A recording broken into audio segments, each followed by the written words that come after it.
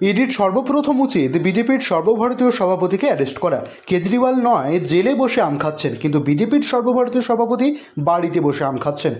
একই সাথে ফরেন্সিক রিপোর্টে ভয়েস ক্লিপিংয়ের সাথে মিলে গেল সুজয় কৃষ্ণ ভদ্রের কণ্ঠস্বরের আওয়াজ।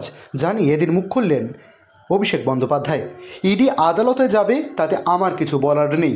ভয়েস ক্লিপিংটা যার সাথে তাকে কি অ্যারেস্ট করেছে ইডি, প্রশ্ন ছুড়ে দেন তিনি।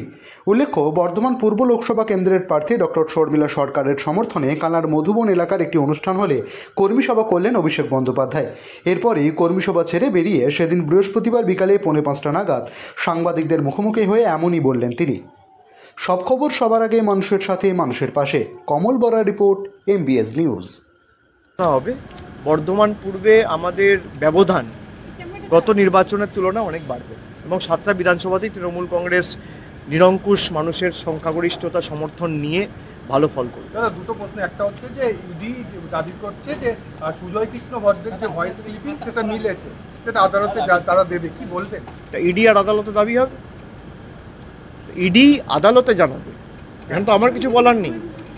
আর ভয়েস ক্লিপিংটা যার সাথে, তাকে অ্যারেস্ট করেছে? তাকে তো অ্যারেস্ট করেনি। যার সাথে কথা তাকে অ্যারেস্ট করেছে কি, সেটা তো ইডি বলতে পারবে। আমি তো ইডিতে চাকরি করি না। আপনার চ্যানেলের ইন্টারেস্ট আমি বুঝতে পারছি, কিন্তু আপনার চ্যানেল যখন ইডি বা সিবিআই যাকে টাকা নিতে ডাকা যায় না, ইডি বা সিবিআই ডাকে না, তখন তো প্রশ্ন করে না। আপনার তো এজেন্ডা বেসড নিউজ চ্যানেল হয়ে গেছে। সুতরাং ইডি যদি কোনো রকম কোনো দাবি করে থাকে, ইডি জানাবে কোর্টে। আর আমি তো লড়ছি সুপ্রিম কোর্ট, হাইকোর্টে। ইডি ক্ষমা চেয়েছে সুপ্রিম কোর্টে আমাকে এয়ারপোর্টে আটকেছে বলে। ইডিকে ক্ষমা চাইতে হয়েছে সুপ্রিম কোর্টে, এটা মাথায় রাখবেন। আপনি ইডির অফিসারকে জিজ্ঞেস করেছেন যে আপনাদের এএসজিকে ক্ষমা চাইতে হয়েছে কিনা? আপনার চ্যানেল জিজ্ঞেস করেছে? আপনার সৎসাহস আছে জিজ্ঞেস করার? করবেন? তা জেলে থাকবে না কেন? আপনি জিজ্ঞেস করেছেন? আপনি যেদিনকে জিজ্ঞেস করার সৎসাহস রাখবেন সেদিনকে আমাকে এসে প্রশ্ন করবেন। বলছেন যে বন্ড, ইলেকট্রাল বন্ড, সেটা যাতে যেভাবে করেছে তাতে যাতে বোঝা যায় সমস্ত হিসাব, সমস্ত। তার জন্য ইলেকট্রাল বন্ড লাগতো না, তার জন্য চেকে দিলেও বোঝা যেত।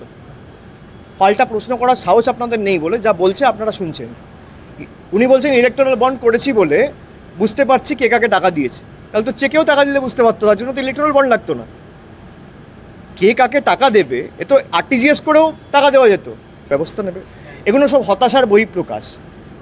তারা জানে তারা নির্বাচনে তাদের রাজনৈতিক মাটি তাদের পায়ের তলা থেকে সরে গেছে এবং সেই কারণে তারা এই জিনিসগুলো অনবরত করে চলেছে। তারা করুক, আমার শুভেচ্ছা রইল। 4 তারিখ ফল ঘোষণা হবে, কার সাথে মানুষ রয়েছে